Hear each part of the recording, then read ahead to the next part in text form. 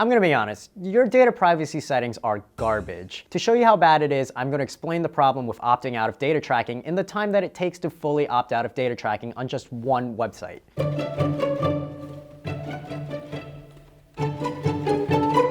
When you get a new phone or sign up for a new app or get one of these pop-ups on how to change your privacy settings, how often do you actually look at the settings? If you're like most people, almost never. There's plenty of studies out there showing that the majority of people don't change their default settings.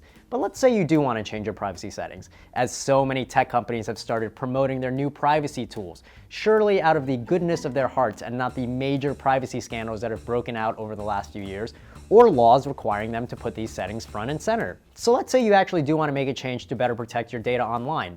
How would that go?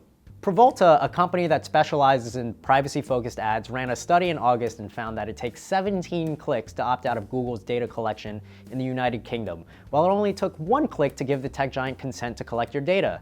The company looked at 50 of the UK's top websites and found that on average, it takes 5 times as long to opt out as it does to opt in for data collection. That's the model we live under currently, with opt-out for privacy settings, which means the burden to achieve privacy is on you rather than on companies worth billions of dollars. Staying private from advertisers, data brokers, and web giants shouldn't feel like you're building a Lego set, especially when your company is out there telling the world, protecting your data and respecting your privacy are at the core of everything we do.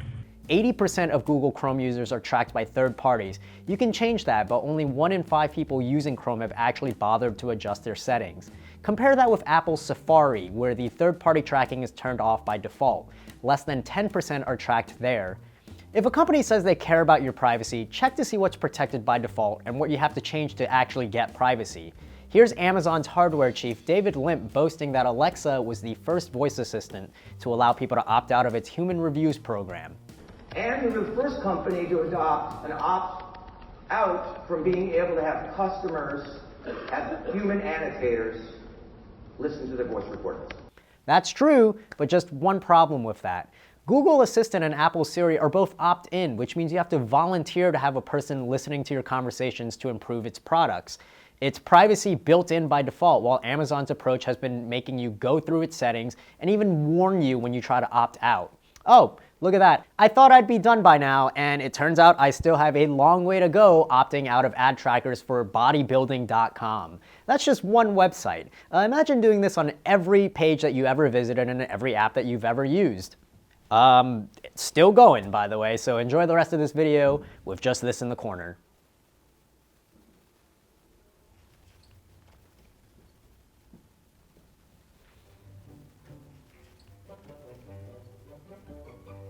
This is still happening.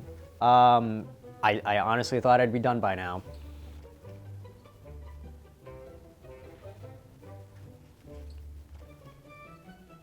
I'm gonna go make a cup of tea. I'll be right back.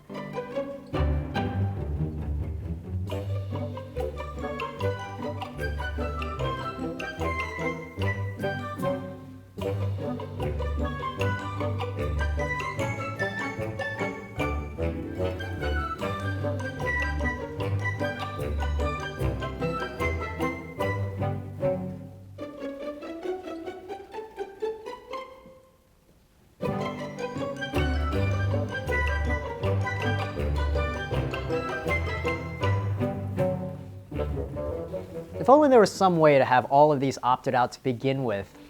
Oh well, I guess we'll never know.